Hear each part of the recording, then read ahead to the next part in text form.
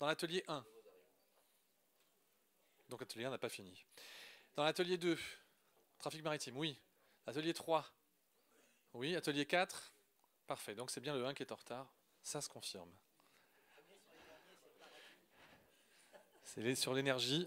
Ils ont trop d'énergie, du coup, ils font durer.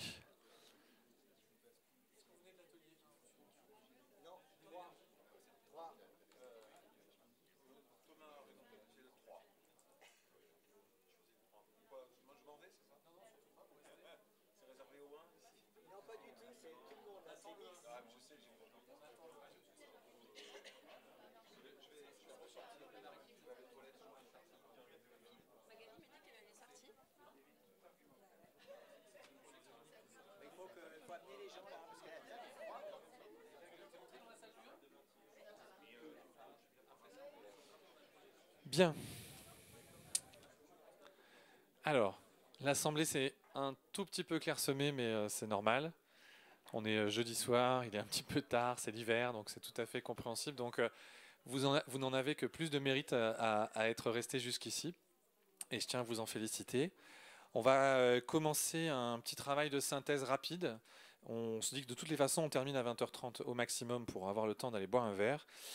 Et donc, nos synthèses vont être rapides, de sorte qu'on puisse quand même, à la fin, prendre encore quelques questions ou réactions. J'ai annoncé tout à l'heure que les synthèses, elles avaient pour objectif de savoir si on avait avancé ou si on avait fait avancer le sujet sur les différentes thématiques. Alors, si je retrouve ma synthèse déjà. Ben oui, mais c'est la une. Ouais, je pense que ils en sont où?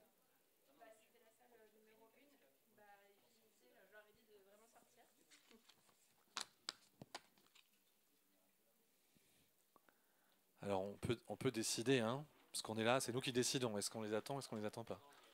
Vous arrivez? C'est la une, c'était la une? Ah voilà. Ah, quand un représentant de l'État vous dit que c'était pas discipliné, c'est que c'était vraiment pas discipliné.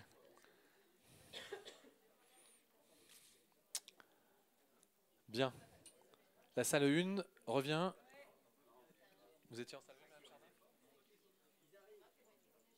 Parfait.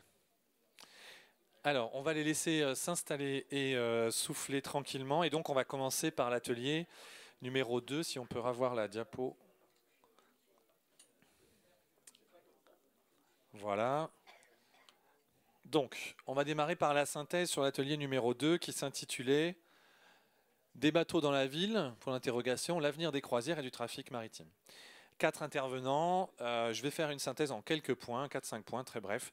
Premier élément intéressant, pour nous en tout cas, eh bien, c'est que tout le monde avait envie de se parler et c'est même presque donné rendez-vous pour se parler à nouveau, donc entre le port, les syndicats de travailleurs, les associations plutôt opposées à la croisière ou encore les représentants de la filière économique de la croisière. Donc, point intéressant, mais de se parler sur des données fiables. Besoin de pouvoir échanger sur la base de choses incontestables.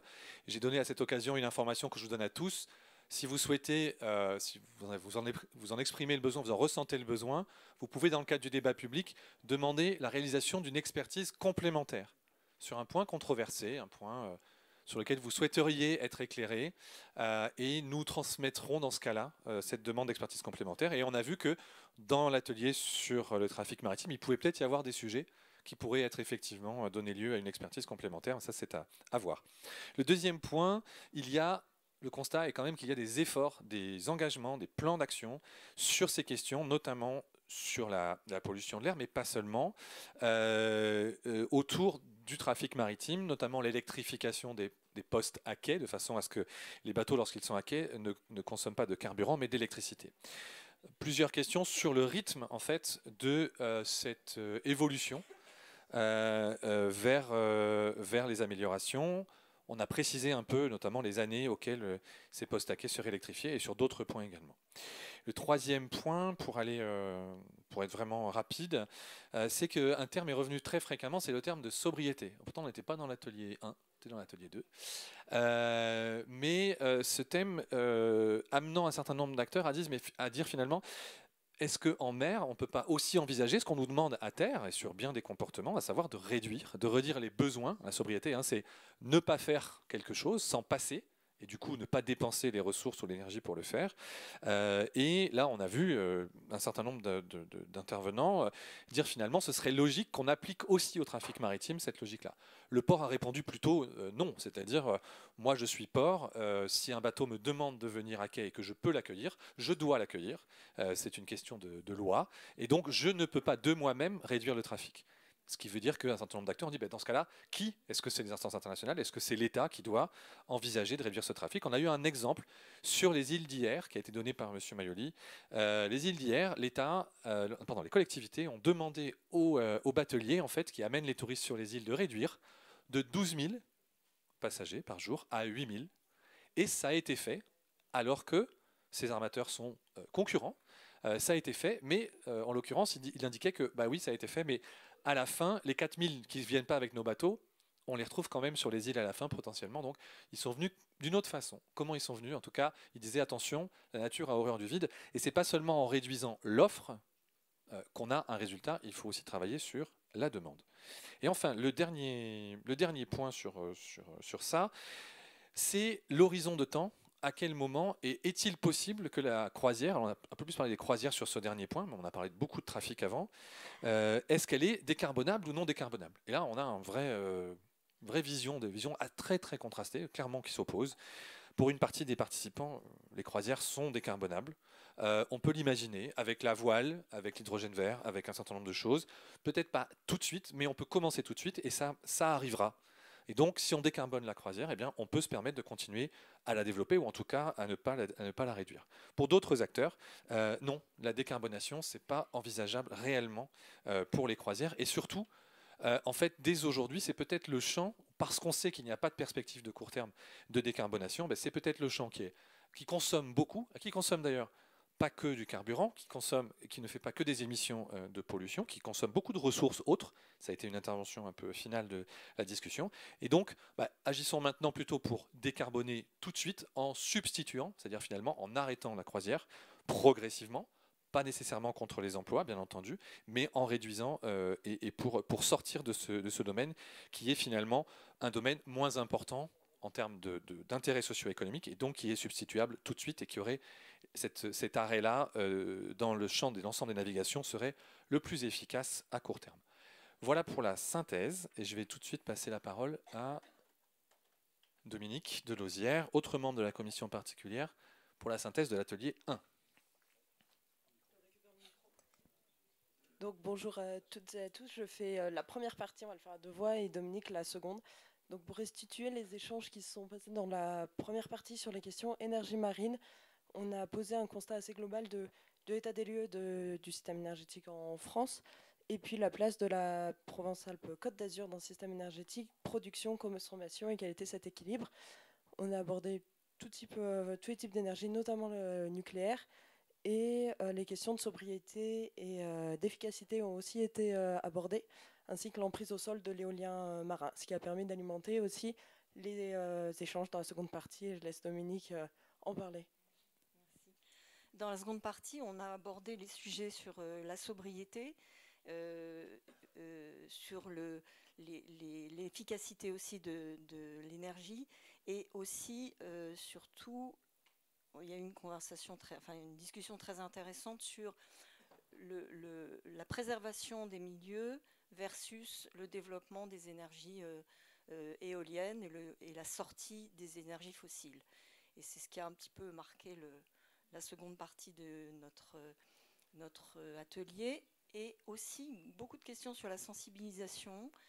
Comment est-ce qu'on arrive à sensibiliser les publics sur pas simplement la préservation de la biodiversité, mais aussi comment aborder les questions d'énergie en soi, puisque l'équation qu'il faut résoudre, c'est comment est-ce qu'on maintient la biodiversité tout en sortant des énergies fossiles. Et c'est tout l'objet des DSF, donc on était pile poil dans le thème.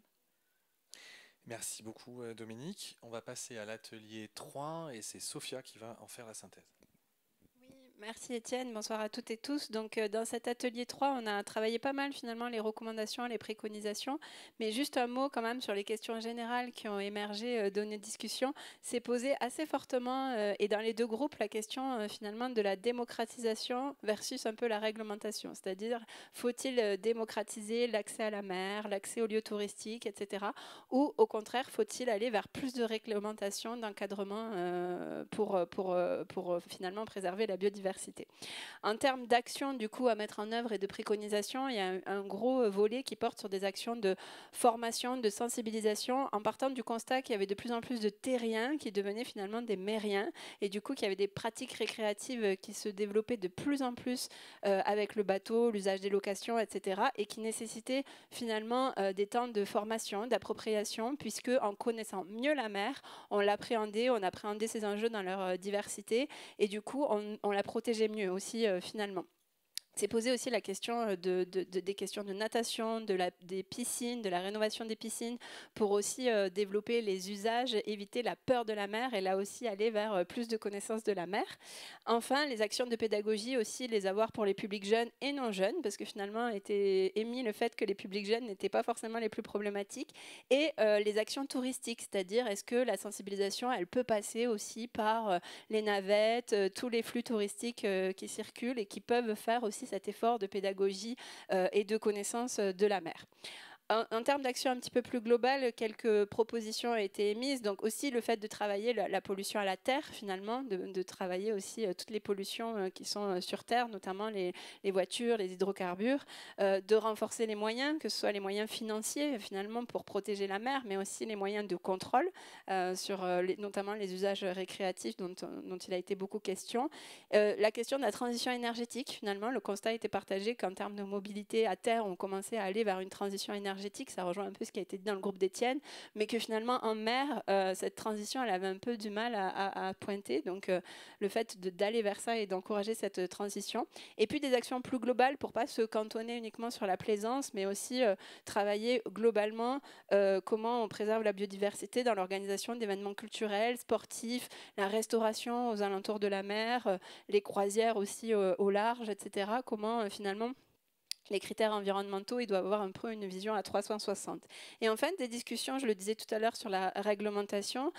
Donc là, sur plusieurs axes, est-ce qu'il faut finalement interdire ou non les bateaux thermiques, l'encadrement aussi des permis bateaux, qui aujourd'hui semblent de plus en plus développés, assez faciles d'accès. Peut-être que le fait de les encadrer, ça aurait de réels impacts sur la politique touristique et puis la préservation de la biodiversité. L'enregistrement aussi des bateaux, est-ce qu'il ne faut pas aller vers des systèmes de régulation des sites surfréquentés, des sites touristiques, en enregistrant par exemple les bateaux de loisirs, etc. Et puis enfin, on a aussi beaucoup travaillé la question du sens des politiques publiques à mener, de penser long terme, de penser le sens, parce que finalement c'est en donnant ce sens, en donnant ce cap qu'on arrive à finalement les mettre en œuvre. Merci beaucoup Sophia. Et donc sur l'atelier 4, c'est Sébastien. Merci Étienne. Donc nous, on avait le thème sur la Méditerranée, rien ne va plus, le réchauffement, la pollution, l'artificialisation. On a commencé par un constat qui peut paraître un peu bébête, en disant que la mer Méditerranée d'aujourd'hui n'était pas celle d'hier et pas celle de demain, mais on a quand même creusé un petit peu ce qui peut paraître une évidence pour se dire que elle n'est pas celle d'hier parce que un des constats, et notamment de nos deux intervenants, était que la mer Méditerranée allait quand même mieux qu'avant, et qu'elle n'est pas aujourd'hui celle de demain parce qu'elle allait continuer à aller mieux, mais à subir de nouvelles pressions, y compris en lien avec le changement climatique.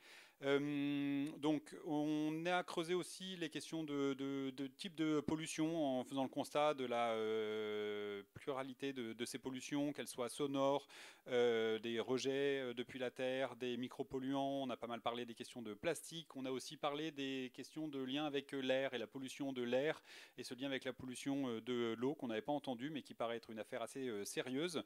Tout ça quand même avec pas mal de discussions pour dire que l'état de la Méditerranée, en tout cas dans la voie ou par la voie des intervenants, cet état n'est pas si critique et qu'il y avait ou en tout cas des solutions existaient et qu'elles faisaient leur preuve.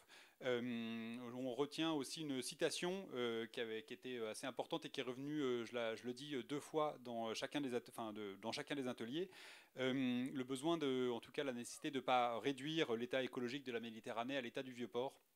Ça fait un petit peu bête de dire ça comme ça, mais ça c'est revenu de nombreuses fois, et c'est vrai que ça interpelle ce lien entre qualité globale de la Méditerranée et qualité globale de ce qui peut être vu près de chez soi ou dans un port.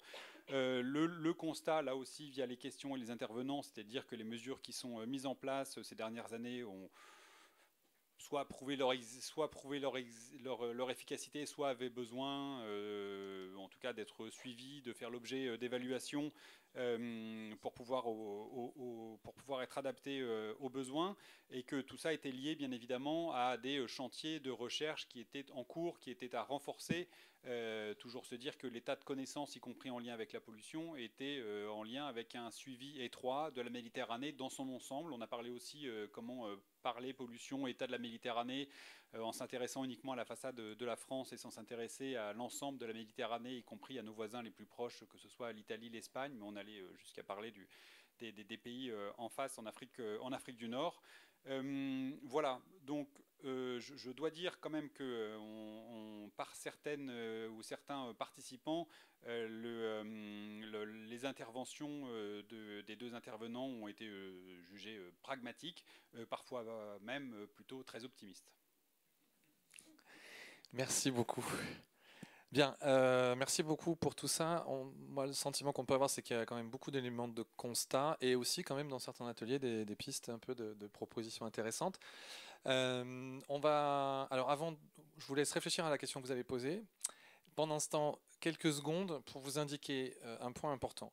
On va faire des escales, comme je vous l'ai expliqué tout à l'heure en début de réunion, dans les différents bassins de vie, notamment en Méditerranée, et nos collègues sont en train de faire pareil sur les côtes occidentales de la métropole.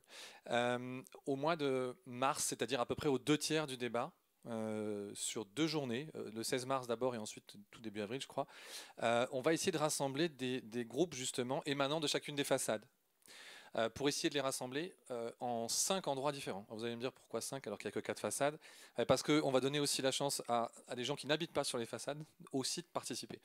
Et donc ces 5 groupes de 80 personnes vont réfléchir une journée entière et ensuite envoyer sur la deuxième journée des représentants sur l'ensemble des scénarios qui seront sortis, les propositions qu'on vient de faire là, et tout ce qui va se construire au fil de l'eau.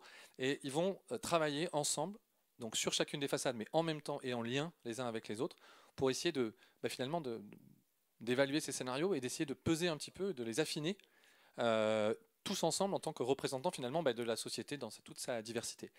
Pourquoi je dis tout ça? Si ça vous intéresse, le formulaire est en ligne, il faut s'inscrire maintenant. C'est pas un tirage au sort, c'est sur candidature, sur volonté. Donc si vous sentez l'envie de poursuivre, d'aller un peu plus loin, de consacrer un peu de temps, c'est pas énorme, mais c'est quand même un peu de temps, dans quelques mois, vous êtes vraiment les bienvenus. Tout est en ligne sur La Mer en débat. Ça s'appelle La Mer en 3D. De toute façon, tout ce qu'on fait s'appelle La Mer en quelque chose, c'est assez simple. Ce dispositif s'appelle La Mer en 3D. Voilà, et il vous est ouvert. Est-ce que maintenant que vous avez eu le temps de réfléchir, est-ce que certaines personnes veulent poser des questions? On a 5 grosses minutes pour terminer. Monsieur. Ah, vas-y.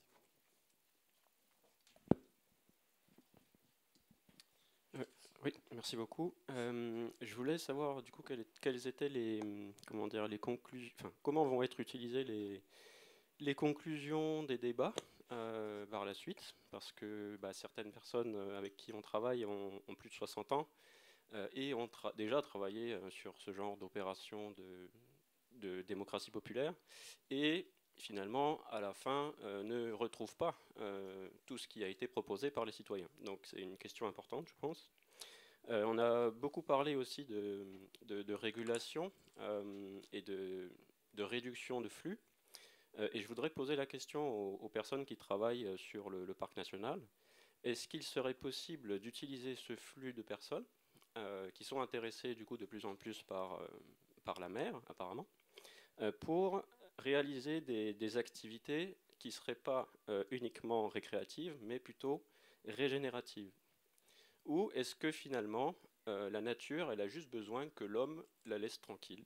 Voilà, merci beaucoup. Merci beaucoup pour votre question. Est-ce que la directrice du parc national des Calanques est toujours là?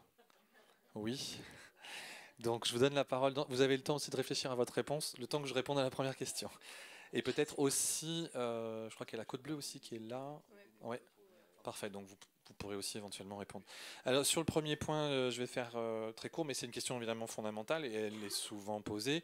Les débats publics de ce type se situent avant les décisions. Ça, par contre, c'est certain. Donc, voilà, le DSF n'est pas décidé, il n'est pas pris, et donc le débat public se situe bien en amont. La décision n'est pas prise au moment où on discute. Première chose. Deuxième chose, quand on discute, qu'est-ce qu'on va faire des produits de cette discussion? Donc ça, c'est notre responsabilité, notamment à nous, la commission particulière, de faire remonter l'ensemble des contributions, propositions, questions dans un document qui est tout simplement un compte-rendu du débat et qui est rendu à l'issue du débat. Évidemment, il y a des comptes rendus intermédiaires. Il y aura une réunion d'ailleurs de rendu intermédiaire autour du mois de mars. Enfin, il va se passer des choses, mais petit à petit, les choses avancent. Pourquoi elles avancent aussi? Parce que les différents thèmes sont traités pas une seule fois. Je vous l'ai expliqué tout à l'heure. On va le traiter à différentes escales. Ça va être traité après par la maire en 3D. Et in fine, il y aura un compte rendu qui ne fera pas 15 000 pages de toutes les questions, mais qui sera bien un condensé et une synthèse fidèle aux propos, mais néanmoins synthétique. Voilà. Et ensuite, l'État, lui, doit nous répondre. Il doit répondre à ce compte-rendu et motiver ses décisions. Ce qu'il y aura dans le DSF devra être motivé au regard de ce compte-rendu. Voilà ce à quoi on s'engage. En revanche, nous ne sommes pas un référendum. Nous ne cherchons pas le consensus à tout prix. Et donc, non, effectivement, ce qui va être dit dans le débat public ne s'impose pas à l'État. Ce qui s'impose, c'est l'obligation d'y répondre. Mais ce n'est pas... Voilà, s'il y avait un consensus absolu pour faire quelque chose, arrêter les croisières par exemple, ça ferait peut-être plaisir à certains, eh bien, non, l'État n'est pas sommé de le faire. Il est sommé d'y répondre. Une nuance importante, bien sûr. Mesdames, peut-être une réponse rapide sur qu'est-ce qu'on peut faire de ce flux de gens qui sont dans la mer ou au bord de la mer. Alors déjà, moi, je vous remercie pour votre proposition. J'avais une simple ambition, c'était déjà que les gens qui sont dans le cœur de parc s'en rendent compte. Déjà, ça, ce serait déjà bien. Et ensuite, peut-être la deuxième ambition, c'est qu'ils se rendent compte qu'ils sont dans un cœur de parc et qu'ils arrivent à apprécier ce que c'est aujourd'hui et ce que seront demain les liens entre l'homme et la nature. Et qu'on puisse qualifier en fait ce fait qu'on doit avoir un lien au vivant qui doit être différent. Et je pense que l'étape d'après, c'est certainement le régénératif, mais je crois qu'aujourd'hui, déjà savoir dans quel espace on est et de savoir comment est-ce qu'on peut construire ce lien, ce serait déjà une grande ambition si on avait ça pour 100% des gens qui aujourd'hui fréquentent le parc. Par exemple, l'île du Frioul, c'est du cœur de parc. Quand on est à terre, moi, je crois qu'aujourd'hui, les gens qui ont envie d'y aller et qui y vont que pour se baigner avec la serviette, la glacière, je crois qu'ils n'ont pas conscience, en fait, aujourd'hui de ça. Et c'est notre responsabilité de leur donner les codes par rapport à ça. Donc, le régénératif, c'est peut-être pour la suite. La phase d'après. Madame, pour la Côte Bleue, peut-être. Oui, alors du coup, c'est sûr, on a plein de personnes qui ont plein de bonnes intentions et des fois, malheureusement, des bonnes intentions peuvent faire des gros dégâts. Donc c'est là aussi où on a tout ce travail d'accompagnement, donc déjà de prendre conscience de où est-ce qu'on est, de la biodiversité qu'il y a sur ce territoire et savoir que voilà, on ne va pas pouvoir tout restaurer, où l'interventionnisme humain n'est pas forcément la solution. Alors il faut savoir qu'on sait faire, mais à dose homéopathique aussi. Donc on est plutôt dans la préservation, la non-dégradation des territoires. Et déjà d'être le relais de ces messages et de le partager quand on découvre un espace qu'on apprécie avec des gens qui ne le connaissent pas, c'est déjà un grand geste et une implication dans le territoire. Merci beaucoup. Alors on arrive vraiment à l'issue de notre réunion. On va vraiment pouvoir continuer la discussion autour d'un verre. Est-ce qu'une dernière question vraiment brûlante? Non, je ne vois pas. Donc je vais vraiment tous vous remercier, vous signaler que le pot il est servi dans une salle, mais il n'y a pas que des nourritures terrestres, puisqu'il y a en fait en exposé dans cette salle, peut-être vous l'avez déjà vu en arrivant tout à l'heure, deux choses qui ont été très importantes produites dans le cadre plus ou moins du débat public. Le premier, c'est les kakémonos du travail des étudiants de Corté, On fait de la façade régionale, donc les Corses sont un peu là avec nous. Et donc, vous avez des kakémonos à lire et puis les photos de Septentrion, qui a été aussi un partenaire important pour l'escale à Marseille. Donc, merci d'en prendre connaissance, de vous échapper un peu du buffet à un moment donné pour laisser la place aux autres et aller voir tous ces documents.